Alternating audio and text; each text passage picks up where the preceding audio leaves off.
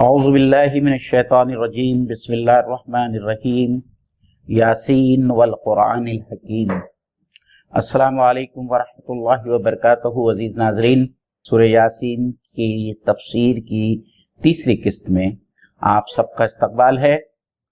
اور آج انشاءاللہ تعالی سورہ یاسین کی آیات نمبر 13 سے 19 تک کی آیات کو آپ لوگوں کے سامنے رکھنا مقصود ہے۔ ان آیاتوں پر جانے سے پہلے عزیز ناظرین دو باتیں آپ لوگوں کی خدمت میں رکھنا چاہوں گا، اور وہ یہ ہے کہ ان آیتوں میں فہم قرآن سے متعلق فیصل بھائی دو اصول ہیں، اور جن کا سمجھنا فہم قرآن کے لیے بہت ہی معاون ثابت ہوگا انشاءاللہ تعالی۔ اس میں جو جس آیت سے ہم شروع کرنے والے ہیں، وَاضْرِبْ لَهُمْ مَثَلًا أَصْحَابَ الْقَرْيَةِ،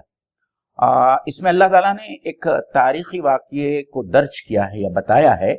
لیکن اس تاریخی واقعے کے بہت سارے اجزاء کو اللہ تعالیٰ نے اس سورے کے اندر نہیں بتایا ہے۔ تاریخی واقعات سے متعلق اس قسم کی جو جہاں بیانات قرآن مجید میں آتے ہیں، اس سے کچھ چیزیں سمجھنے کی ہم کو ضرورت ہے کہ جتنا مقصد ہوتا ہے ہدایت کے لیے ضروری، اللہ تعالیٰ صرف انہی اجزاء کو قرآن مجید میں بتاتا ہے، اور اس سے زیادہ جو ہے اللہ تعالیٰ مناسب نہیں سمجھتا، کیونکہ بہرحال قرآن مجید ہدایت کی کتاب ہے، نہ وہ تاریخ کی کتاب ہے، نہ جغرافیہ کی کتاب ہے، اور نہ سائنس کی کتاب ہے۔ تو انشاءاللہ تعالیٰ یہ جب ہم آیت پڑھیں گے، اس میں مزید ہم ناظرین کے سامنے کچھ تفصیلات رکھیں گے۔ اور دوسری بات ہے کہ قرآن مجید میں جا بجا اللہ تعالیٰ نے تمثیلوں کا ذکر کیا ہے، مثالیں بیان کی ہے، تو ہم کو یہ بھی سمجھنے کی ضرورت ہے کہ اللہ تعالیٰ مثالوں کو کیوں بیان کرتا ہے۔ تو انشاءاللہ تعالیٰ ان دونوں اصولوں کے اوپر ہم ناظرین کو کچھ اور زیادہ مواد دینے کی کوشش کریں گے انشاءاللہ۔ تو آپ تلاوت اور ترجمانی کریں، اس کے بعد میں ایک ایک آیت کی تفسیر بیان ہوگی۔ اعوذ باللہ من الشیطان الرجیم وَاضْرِبْ لَهُمْ مَثَلًا أَصْحَابَ الْقَرْيَةِ إِذْ جَاءَهَا الْمُرْسَلُونَ إِذْ أَرْسَلْنَا إِلَيْهِمُ اثْنَيْنِ فَكَذَّبُوهُمَا فَعَزَّزْنَا بِثَالِثٍ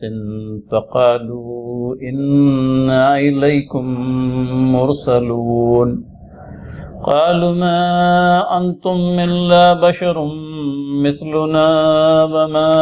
أنزل الرحمن من شيء إن أنتم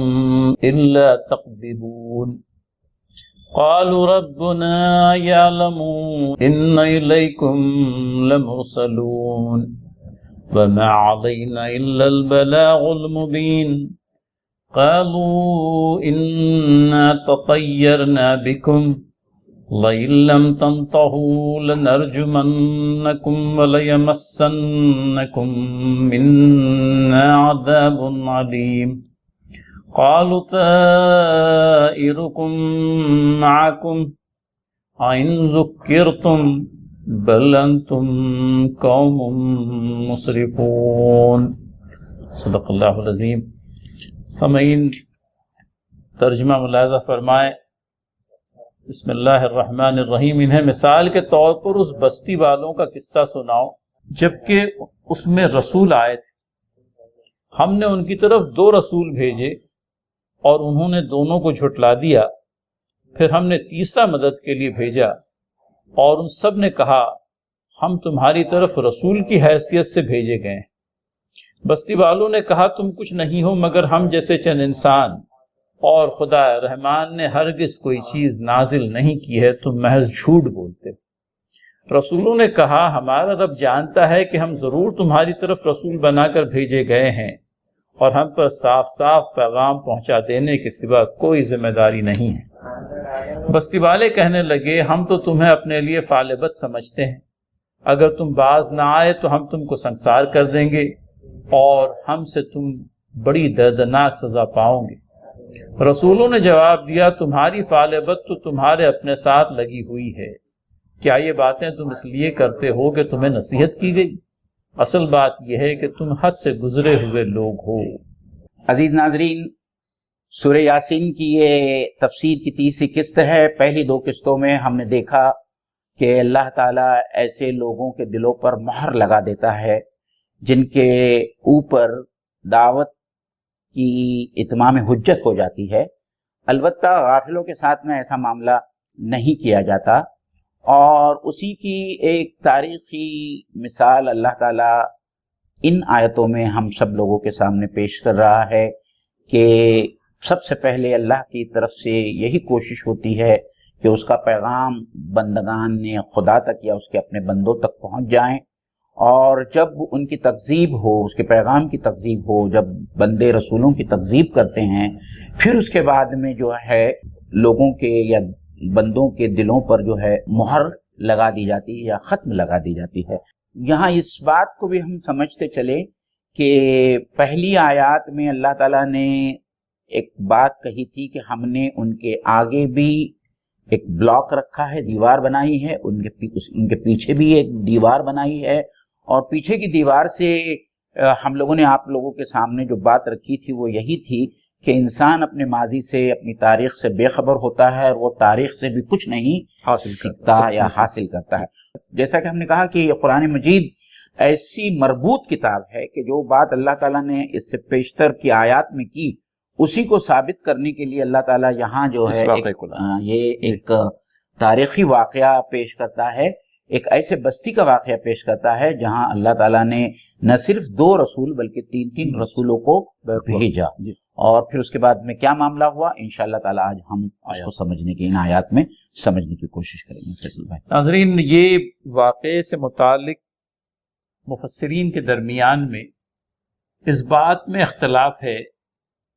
کہ یہ جو بستی جس کا تذکرہ ہوا ہے، انہیں مثال کے طور پر اس بستی والوں کا قصہ سنا تو یہ کون سی بستی ہے،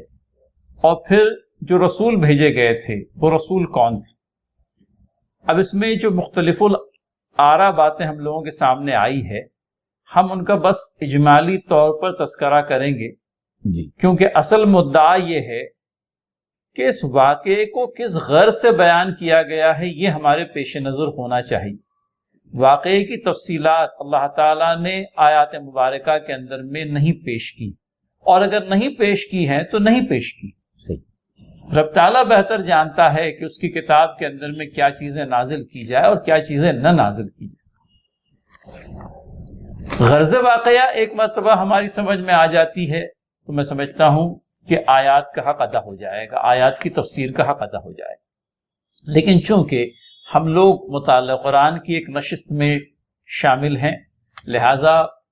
کچھ تفسیر نکات اس بستی کے سلسلے میں، اس واقعے کے سلسلے میں، ان رسولوں کے سلسلے میں جن کا کہ تذکرہ آیا ہے آپ لوگوں کے سامنے سرسری کرتے چلیں۔ معین بھائی، قدیم مفسرین نے بستی سے مراد انطاکیہ کا علاقہ لیا ہے، ٹھیک ہے، اور دوسرے یہ کہ رسولوں کی جو بات آئی ہے تو رسولوں کے سلسلے میں وہ یہ کہتے ہیں کہ اس بستی میں اللہ تعالیٰ نے جن رسولوں کو بھیجا در حقیقت وہ بذات خود رسول نہیں تھے، بلکہ وہ عیسیٰ علیہ السلام کے حواریوں میں سے چند ایک افراد تھے، بلکہ 2 افراد تھے، اور اس کے بعد میں ایک تیسرے فرد کا تذکرہ آتا ہے۔ تو یہ رسول کا لفظ یہاں پر جو آیا ہے وہ اللہ تعالیٰ کے بالواسطہ پیغامبر کی حیثیت سے نہیں آیا ہے، بلکہ حضرت عمر رضی اللہ تعالیٰ عنہ کو ایک مرتبہ نبی محترم صلی اللہ علیہ وسلم نے قبیلے کے پاس میں دعوت اسلام دینے کے لیے بھیجا، اور وہاں حضرت عمر رضی اللہ تعالیٰ عنہ نے اپنا تعارف کیسے کرایا تھا کہ میں رسول اللہ صلی اللہ علیہ وسلم کا رسول ہوں۔ تو حضرات انبیاء علیہ الصلوۃ والسلام اپنے حواریوں کو جس دعوتی مشن کی طرف بھیجا کرتے تھے، ان کی حیثیت اس معنی میں رسول ہوا کرتی تھی کہ وہ اللہ تعالیٰ کے پیغامبر کے پیغامبر۔ لہٰذا پرانے مفسرین کا، قدیم مفسرین کا یہ ماننا ہے کہ یہ 3 رسول جن کا کہ تذکرہ یہاں پر آیا ہے یہ در حقیقت حضرت عیسیٰ علیہ السلام کے حواریوں میں سے تھے۔ یہ ایک رائے ہے، البتہ مفسرین کے درمیان میں جیسا کہ ہم نے اس سے پہلے کہا کہ اس رائے سے اختلاف بھی ہوا ہے، اور مولانا مودودی رحمۃ اللہ علیہ نے بھی اس رائے سے اختلاف کیا ہے، امین حسن اصلاحی صاحب نے بھی اپنے تدبر میں اس رائے سے اختلاف کیا ہے۔ مولانا مودودی نے یہ اس اختلاف کے بعد میں جو بات کہی ہے کہ غرض واقعہ ہمارے پیش نظر ہو، واقعاتی تفصیلات میں اگر ہم نہیں بھی جاتے ہیں اور غرض واقعہ پر اگر ہماری نظر ہوتی ہے تو قرآن کا جو منشا ہے وہ حاصل ہو جائے گا۔ البتہ امین حسن صاحب کی جو اختلافی رائے آئی ہے اس کو ہم سرسری طور پر بیان کرتے چلیں۔ ہم نے کہا کہ قدیم مفسرین نے رسولوں سے مراد حضرت عیسیٰ علیہ السلام کے حواریوں کو لیا ہے، جبکہ امین احسن اصلاحی صاحب کی رائے یہ ہے کہ دو رسولوں سے مراد حضرت موسیٰ علیہ السلام اور ان کے بھائی حضرت ہارون علیہ السلام، ان دونوں کو بیک وقت اللہ تعالیٰ نے اپنے نبی کی حیثیت سے منتخب فرمایا تھا۔ زیادہ مناسب الفاظ کہیں تو حضرت موسیٰ علیہ السلام نے نبوت کی ذمہ داری جب آپ علیہ السلام پر آئی تو اللہ تعالیٰ سے یہ درخواست کی تھی کہ میرے بھائی ہارون کو میرا وزیر مقرر فرما، اور اس درخواست کو قبول کرتے ہوئے اللہ تعالیٰ نے ان دونوں بھائیوں کو کہا تھا کہ تم دونوں فرعون کے پاس میں جاؤ اور اللہ تعالیٰ کی دعوت، اللہ تعالیٰ پر ایمان لانے کی بات کہو۔ اور پھر بعد میں ان دونوں حضرات کا انکار فرعونیوں کی طرف سے جب ہوتا ہے تو فرعون کی اپنی قوم میں سے ایک مرد مومن اٹھتا ہے، اور وہ مرد مومن جس کا کہ تفصیلی تذکرہ قرآن کریم کی ایک اور سورہ میں آیا ہے، اس کے سلسلے میں امین احسن اصلاحی صاحب کی رائے یہ ہے کہ یہاں جس تیسرے رسول کی بات کہی گئی ہے وہ تیسرا رسول وہ مرد مومن ہے جو فرعون کی اپنی قوم سے تھا۔ تو یہ ایک رائے ہے، ایک رائے وہ ہے جو قدیم مفسرین کی ہے، اور آخر میں معین بھائی وہ بات کہنا میں سمجھتا ہوں نہایت ہی مناسب ہوگی کہ ہم واقعات کی تفصیل میں نہ جاتے ہوئے غرض واقعہ پر نگاہ رکھیں، اور غرض واقعہ کیا ہے، غرض واقعہ کی تفصیل انشاءاللہ العزیز آگے بڑھتے ہوئے آ جائے گی۔ اکثر بیشتر یہ دیکھا گیا ہے فیصل بھائی کہ جن تفصیلات کو جاننا ضروری نہیں ہے، جی ہاں، لوگ اس میں اپنا سارا وقت لگا دیتے ہیں اور اسی بحث میں پڑے رہ جاتے ہیں کہ اصحاب کہف کی تعداد کتنی تھی، وہ کتنے سال اس غار میں سوئے رہے، حالانکہ اللہ تعالیٰ نے دونوں سے متعلق بات کو بہت ہی مبہم رکھا ہے کہ وہ 3 تھے یا 4 تھے یا 5 تھے یا وہ 300 سال رہے یا 309 سال سوئے رہے، کیونکہ اس سے غرض واقعہ کا کوئی تعلق نہیں ہے۔ اللہ تعالیٰ ایک چیز وہاں بتانا چاہتا تھا، یہاں پہ بھی اللہ تعالیٰ اس واقعے کی روشنی میں چند اصولی باتیں جو ہے پڑھنے والے کے سامنے رکھنا چاہتا ہے، اور ان واقعات کی تفصیلات سے قطع نظر انسان کو ہدایت اس واقعے سے حاصل کرنی ہے۔ تو وہی بات ہے جو ہم کو سمجھنا چاہیے کہ قرآن مجید نہ تاریخ کی کتاب ہے، اس لیے ان تمام جزیات میں اللہ تعالیٰ جو ہے لوگوں کو نہیں ڈالتے کہ کیا جزیات تھے، اور نہ ہی کسی سائنس کی کتاب ہے۔ اس کا صرف اور صرف مقصد یا نزول مقصد انسانوں کی ہدایت ہے، اور وہ اپنے اس مقصد سے ذرا سا بھی انحراف نہیں کرتا۔ تو حاضرین، یہ ہے انہیں مثال کے طور پر اس بستی والوں کا قصہ سناؤ جبکہ اس میں رسول آئے تھے۔ ہم نے ان کی طرف 2 رسول بھیجے اور انہوں نے دونوں کو جھٹلا دیا، پھر ہم نے تیسرا مدد کے لیے بھیجا اور ان سب نے کہا ہم تمہاری طرف رسول کی حیثیت سے بھیجے گئے ہیں۔ تو یہ بات رسولوں نے اپنے طور پر بستی والوں سے جو کہی، دیکھیے جو باتیں آئی ہے، اللہ تعالیٰ کی طرف سے 2 رسول بھیجے گئے، ان کی تکذیب ہوئی، ان کو جھٹلایا گیا، ان کی مدد کے لیے اللہ تعالیٰ نے تیسرے رسول کو بھیجا، اور ان تمام نے پھر یہ کہا کہ ہم تمہاری طرف رسول کی حیثیت سے بھیجے گئے ہیں۔ اب یہ سن لینے کے بعد میں بستی والوں نے کیا کہا، ان کا رد عمل کیا ہوا؟ اب یہاں وہ مماثلت تلاشنی ہے ناظرین ہمیں جو کفار مکہ میں تھی اور بستی کے ان لوگوں میں تھی، اور وہ قدر مشترک دونوں کے اندر میں کیا ہے، اس کو ہم پہچاننے کی کوشش کریں اس جواب کی روشنی میں جو بستی والوں نے جو رسول بھیجے گئے تھے ان رسولوں کو دیا۔ اور فیصل بھائی، اس میں اللہ کے رسول صلی اللہ علیہ وسلم کے لیے بھی ایک اطمینان اور تسلی کا پہلو ہے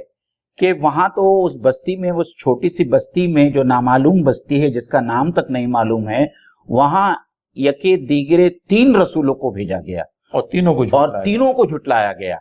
اور یہاں تو آپ اکیلے ہیں۔ تو یہ بھی اس میں ایک اطمینان کا پہلو تھا کہ آپ سے پیشتر بھی تاریخ میں ایسے واقعات ہوئے ہیں جہاں 1 نہیں 2 نہیں 3 رسولوں کو جھٹلایا گیا ہے، تو آپ کو جھٹلانا جانا کوئی نئی بات نہیں، اور یہ کہ اس سے آپ دل برداشتہ نہ اور آپ کے کام کے کرنے میں جو انہماک اور جو شوق آپ دکھا رہے ہیں اس میں کسی قسم کی کوئی کمی بھی نہ ہے۔ تو یہ اللہ کے نبی صلی اللہ علیہ وسلم کی ڈھارس بندھانا ہے، آپ کو تسلی بھی دینا ہے، اور آپ کا جو کام جو کار نبوت ہے اس کو کیے جانے کی گویا کہ ایک طرح سے تلقین ہے۔ اور فیصل بھائی، میں نے جو بات پہلے رکھی تھی تمہیداً، وہ بات ہم یہاں بتاتے چلے کہ اللہ تعالیٰ قرآن مجید میں جا بجا مثالیں پیش کرتا ہے۔ مثالوں کے بارے میں سورہ بقرہ میں ہی جو ہے شروع میں آیا ہے ان اللہ لا یستحی ان یضرب مثلا ما بعودۃ، کہ اللہ تعالیٰ نہیں شرماتا کہ وہ مچھر یا مچھر سے کسی کمتر چیز کی مثال بیان کرے۔ اور اللہ تعالیٰ مثالیں صرف اس لیے دیتا ہے کہ دوسری جگہ جو ہے سورہ حشر میں بھی کہتا ہے یہ مثالیں ہم تم لوگوں کے لیے اس لیے پیش کرتے ہیں تاکہ لعلکم یتفکرون، تاکہ تم اللہ تعالیٰ کی آیات میں غور و فکر کرو۔ تو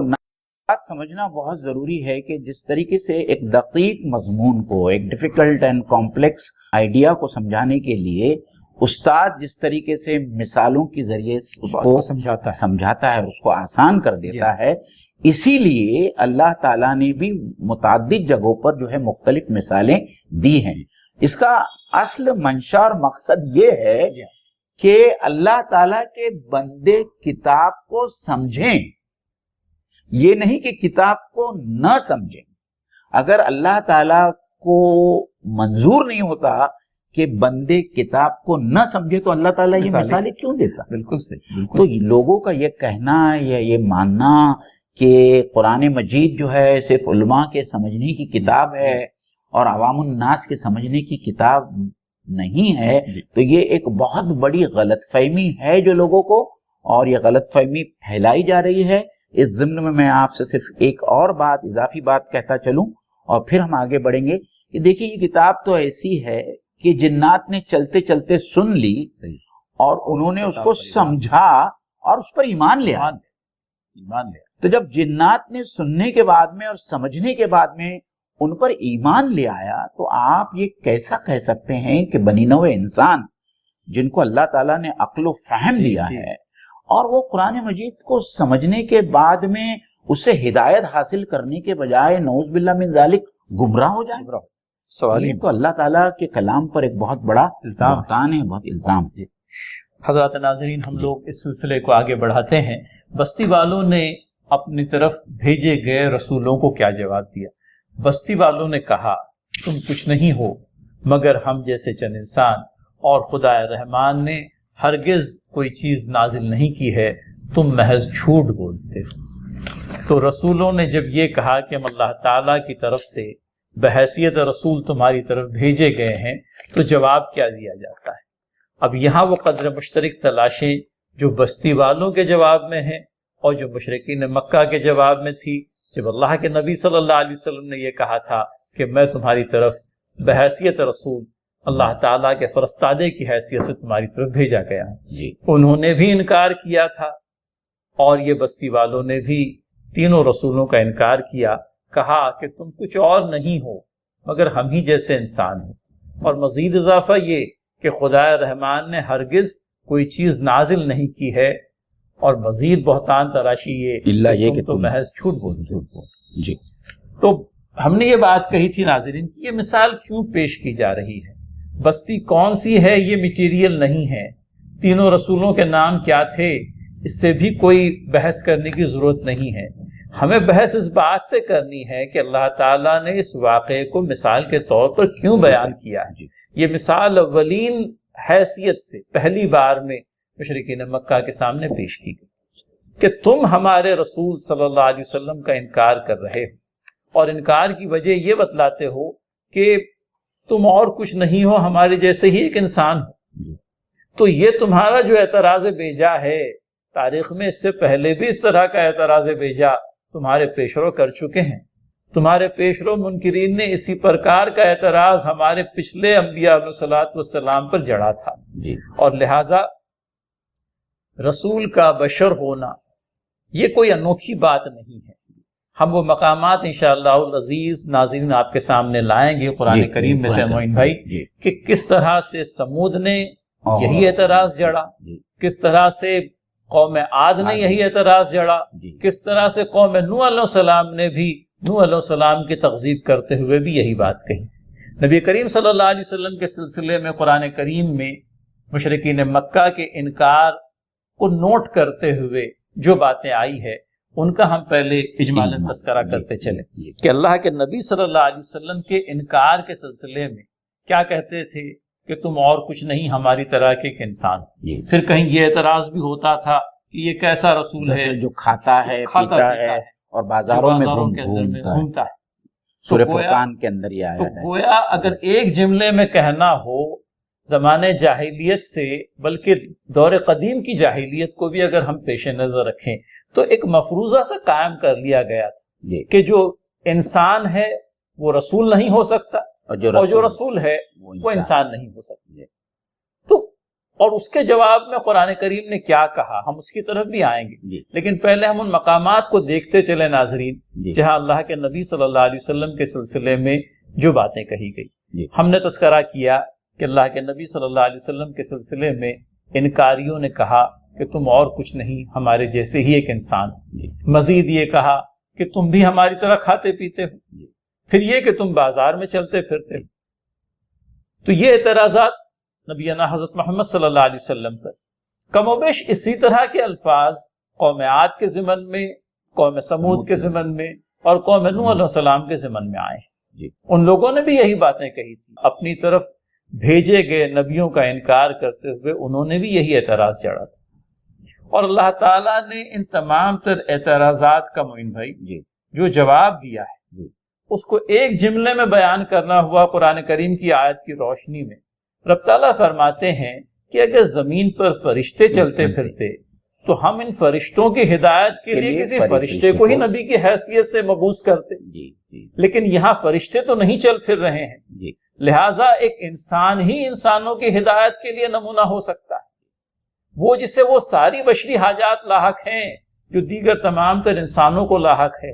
لیکن ان بشری حاجات کے چلتے بھی وہ انسانیت کا بہترین نمونہ پیش کرتا ہے. لہٰذا اگر تمہارے لیے کوئی قابل تقلید نمونہ ہوتا کسی کی ذات میں تو ایک انسان کی ذات میں ہی ہو سکتا تھا، نہ کہ کسی فرشتے کی ذات. بہت سے تو یہ باتیں مہم ہے. اور اس میں ایک چیز جو میں اور اضافی کہنا چاہوں گا وہ یہ ہے کہ یہاں بھی جو لوگ اللہ کے رسول صلی اللہ علیہ وسلم کا انکار کر رہے تھے یا دوسرے انبیاء علیہ السلام کا انکار کیا، وہ صرف اپنے آپ کو محسوسات کے دائرے میں رکھ رہے تھے. وہ صرف ایک دیکھ رہے تھے کہ ایک انسان ہے جو ان کی جیسا ہے، بنی آدم سے اس کا تعلق ہے، کھاتا پیتا ہے. انہوں نے وہ نہیں دیکھا جو اللہ تعالیٰ قرآن مجید میں یہ فرماتا ہے قل انما انا بشر مثلکم یوحی الی، جو چیز اس انسان کو ممیز کرتی ہے یا ڈسٹنگوش کرتی ہے عام دوسرے لوگوں سے، وہ اللہ کی وحی ہے جو اس کے اوپر آتی ہے.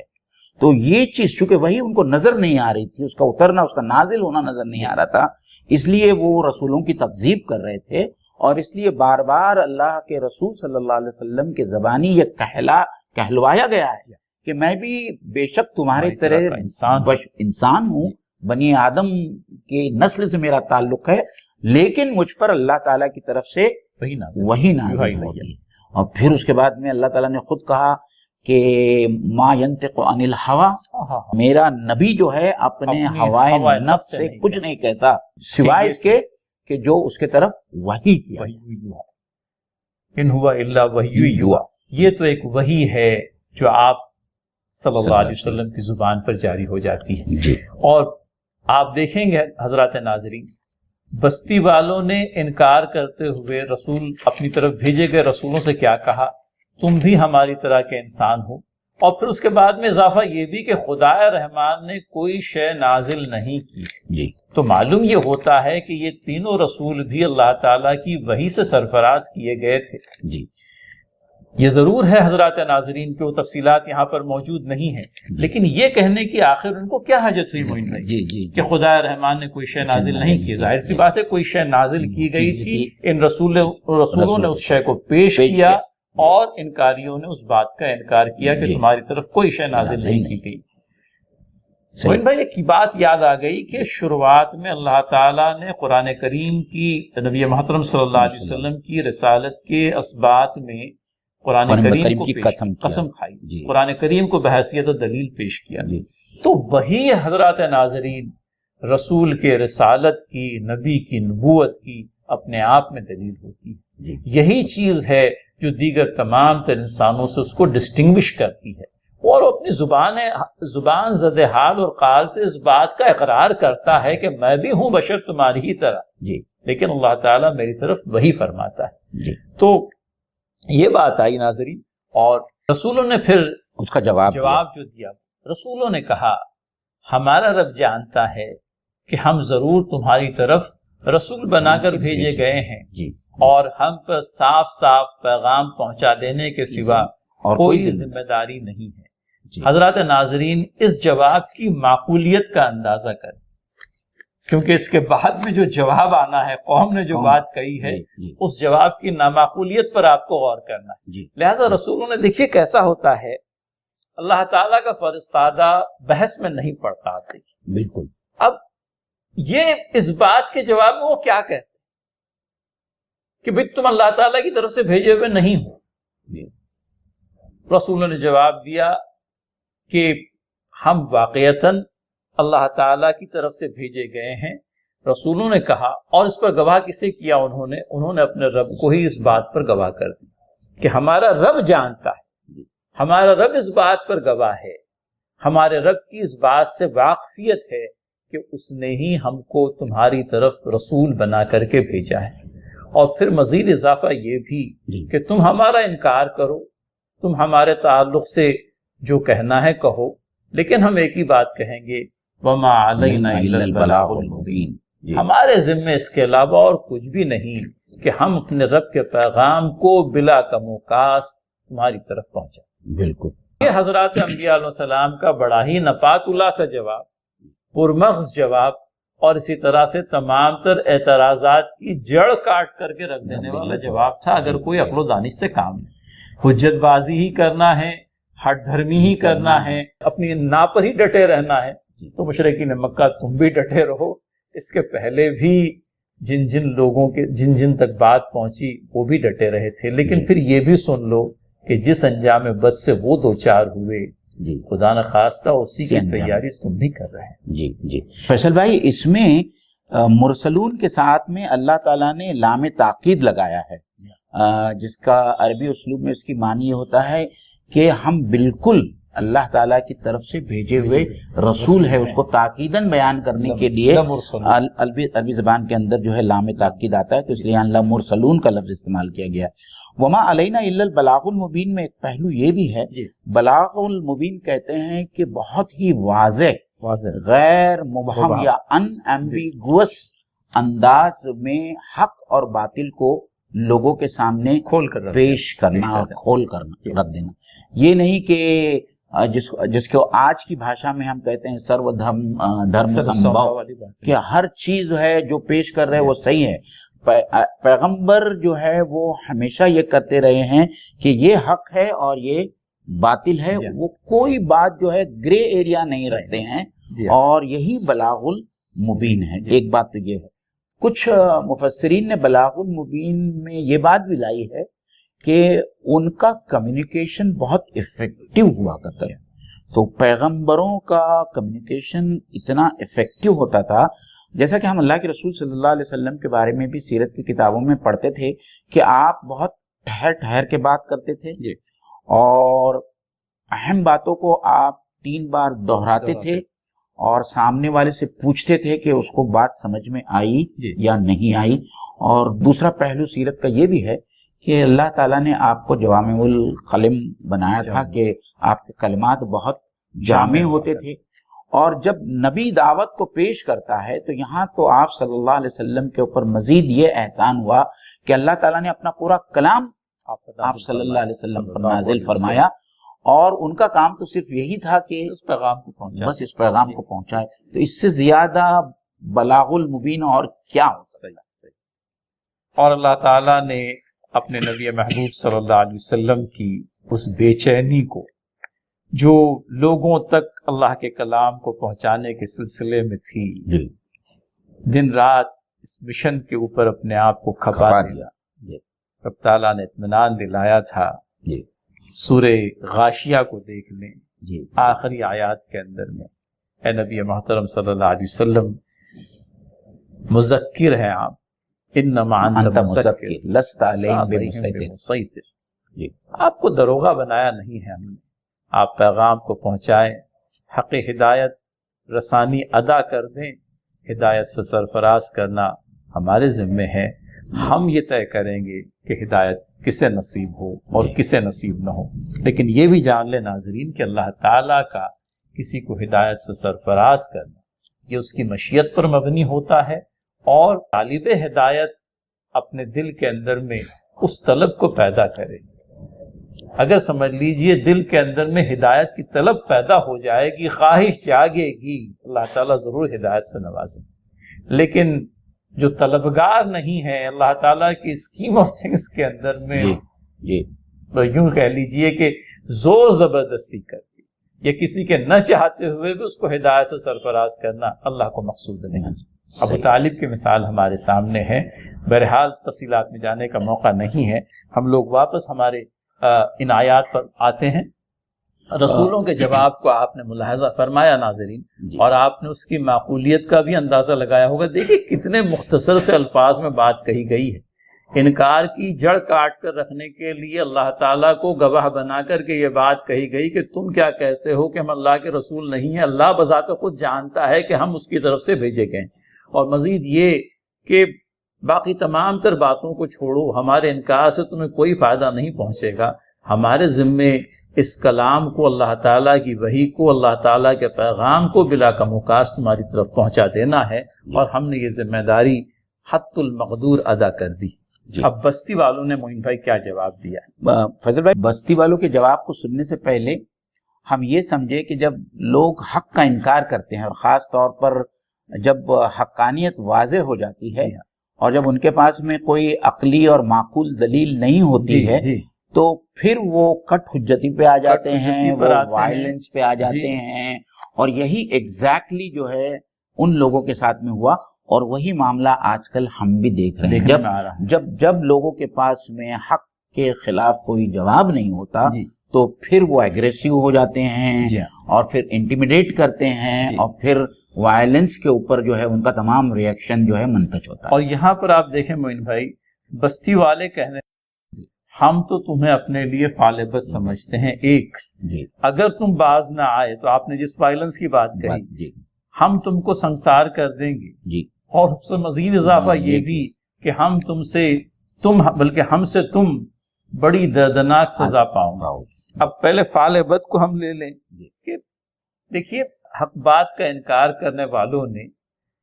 بے اصل قسم کی اور بے بنیاد قسم کی بات کہہ دی، اور بات کیا کہہ دی کہ ہم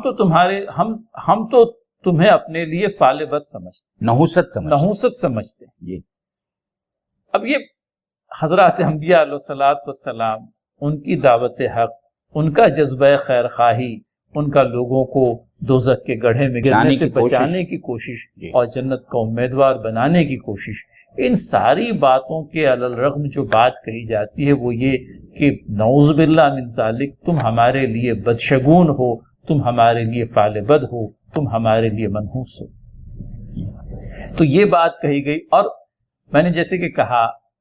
کہ بات کی نامعقولیت کو ناظرین سمجھیں۔ ایک محسن کے لیے آپ کیا کلمات لاتے ہیں؟ آپ سے کوئی آپ کی دولت تو نہیں مانگی تھی، آپ سے یہ تو نہیں کہا تھا کہ آپ جس عہدے پر بنے ہوئے ہیں اس سے نیچے اتر آئیے۔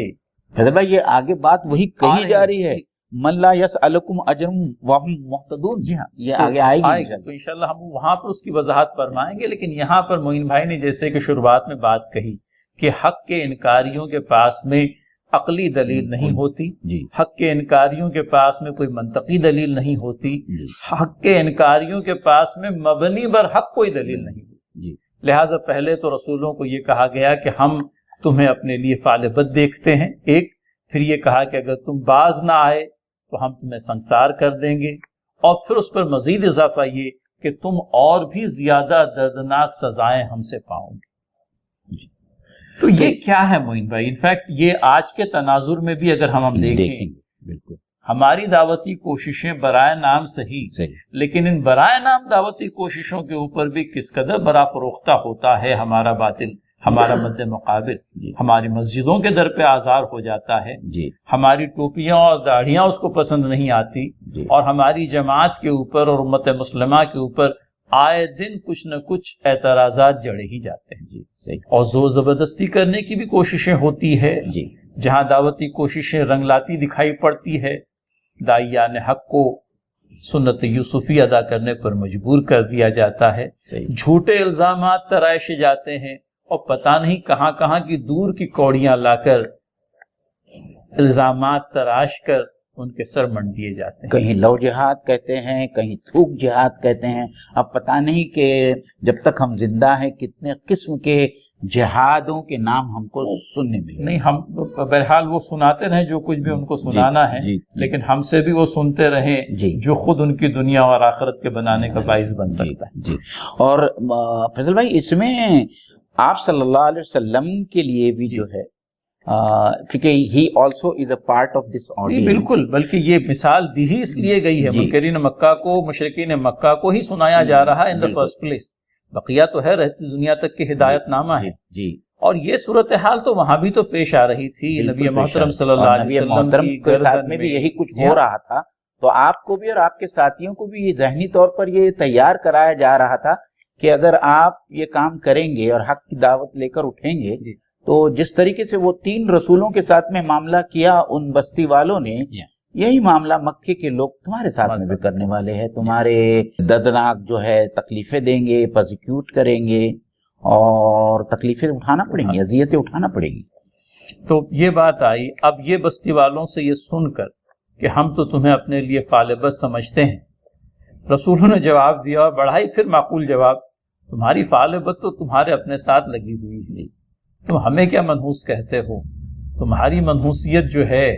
وہ تمہارے اپنے اعمال کے اندر میں جو بد چھپا ہوا ہے، تمہاری اپنی بدعمالیوں کی وجہ سے ہے تمہاری نحوست.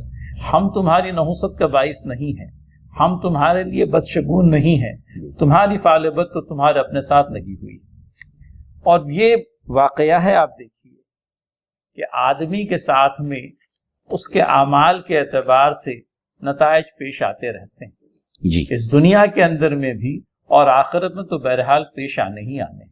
لہذا رسولوں نے پھر اپنی معقولیت کے اعتبار سے بلکہ اس کے عین مطابق جواب دیا کہ تمہاری منحوسیت،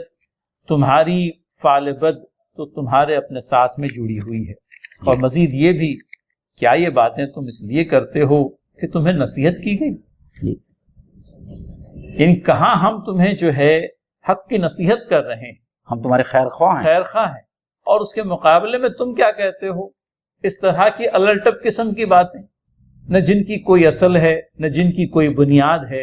اور کہاں یہ بات ہو رہی تھی کہ حق کی نصیحت تم کو کی جاتی اور تمہاری تمام تر خرابیوں اور تکالیف کے لیے تم ہمیں مورد الزام ٹھہراتے. یہ طریقہ بنی اسرائیل کا بھی تھا.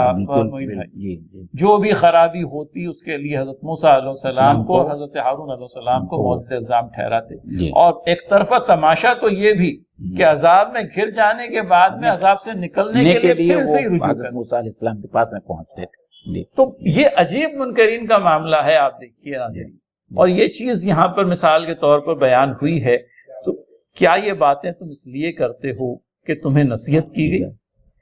ارشاد باری تعالیٰ ہے آئین ذکرتم، کیا یہ باتیں تم اس لیے کرتے ہو کہ تمہیں نصیحت کی گئی؟ موین بھائی یہ ہے تو اپنے آپ میں ایک بہت چھوٹا سا جملہ، آپ دیکھیے، لیکن ایک داعی حق کا کردار اور منکرین حق کی یوں کہہ لیجئے کہ حد سے گزرا ہوا معاملہ، بے جا اعتراضات، یہ ساری باتوں کو یہ چھوٹا سا جو جملہ ہے قرآن کریم کی آیت کا ٹکڑا ہے وہ اپنے آپ میں کور کر لیتا ہے. اور اخیر میں اللہ تعالیٰ نے جو بات کہی ہے، بلکہ دس از کنکلوژن سو ٹو سے، بل انتم قوم مسرفون، حق یہ ہے، اصل یہ ہے کہ تم حد سے گزرے ہوئے لوگ ہو. اور کیا الفاظ لایا جاتا ہے، حد سے گزرا ہوا ہی کوئی شخص ہوگا جو اس طرح کا کلام کرے گا ان لوگوں کے ساتھ میں جو حق کی نصیحت کرنے والے ہیں. فیصل بھائی ایک اور بات جو ہمارے لیے خاص طور پر امت مسلمہ کے لیے اور آج کے تناظر میں سمجھنا بہت ضروری ہے کہ اس میں ہم لوگوں کے لیے بھی ایک سبق ہے کہ جس طریقے سے حق کے جواب میں منکرین حق کے پاس میں ری ایکشن کے طور پر صرف وائلنس اور اگریشن کے سوا اور کچھ نہیں تھا، تو جب ہمارے خلاف یا اسلامو فوبیا کی جیسی کوئی بات ہوتی ہے تو ہم کو اس کا جواب بہت ہی حکمت اور دانش مندی کے ساتھ میں دینا چاہیے، نہ کہ جذبات کی رو میں بہک کر ہم بھی منکرین حق کی طرح وائلنس کے اوپر مائل ہو جائیں اور اس قسم کا کوئی ری ایکشن دے، تو یہ قرآن مجید کی تعلیم کے ایک دم سراسر خلاف ہوگا۔ تو یہ ہمارے لیے بھی بہت بڑی سمجھنے کی بات ہے کہ اس واقعے میں اللہ تعالیٰ کہیں ہم کو بھی یہ تعلیم دے رہا ہے کہ اگر اسلام کے خلاف جس طریقے سے آج اسلام و فوبیا کا ماحول بن رہا ہے تو ہم جذبات کی رو میں بہک کر جو ہے وہ اس قسم کے وائلنس کو ریسورٹ نہ کرے یا ایگریسیونیس جو ہے اس کو ہم اختیار نہ کرے، بلکہ اسلام و فوبیا کا جواب ہم کو دانش مندی اور حکمت کے ساتھ میں، صبر کے ساتھ میں لوگوں کے سامنے پیش کرنا ہوگا۔ بلکہ یہ بات بھی معین بھائی کہ بحث و مباحثہ بھی جب ہوگا تو اس بحث کے دوران میں بھی ہم وہی انبیائی حکمت دعوت اپنائیں گے جو انبیاء علیہ السلام کی دعوت کا تو امتیاز رہا ہے،